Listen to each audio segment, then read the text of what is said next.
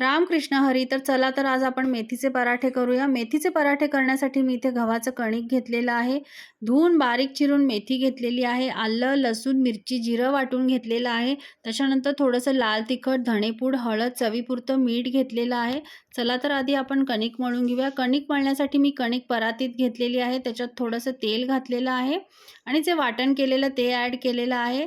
त्याच्यानंतर लाल तिखट, हळद, धणेपूड, चवीपुरतं मीठ घातलेलं आहे. आता आपण जी मेथी बारीक चिरून ठेवलेली ती ॲड करून घेऊया आणि हे पीठ आपण आधी कोरडंच मिक्स करून घेऊया सगळं. त्याच्यानंतर लागेल तसं पाणी घालून आपल्याला पीठ घट्ट मळून घ्यायचं आहे आणि पिठाला आपण अर्धा तास भिजत ठेवूया. पीठ आपलं अर्ध्या तासाने चांगल्या पद्धतीने भिजलं की आपण छोटे-छोटे गोळे करून घेऊया. नंतर आपण जसे फुलके करतो त्याच पद्धतीने पराठे लाटून घ्यायचे आहेत.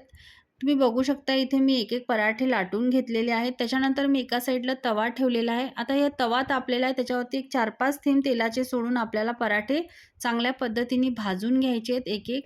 हे पराठे तुम्ही प्रवासाला पण घेऊन जाऊ शकता. 2-3 दिवस आरामात राहतात. अशा पद्धतीने तुम्ही पराठे करून बघा, तुम्हाला नक्की आवडतील.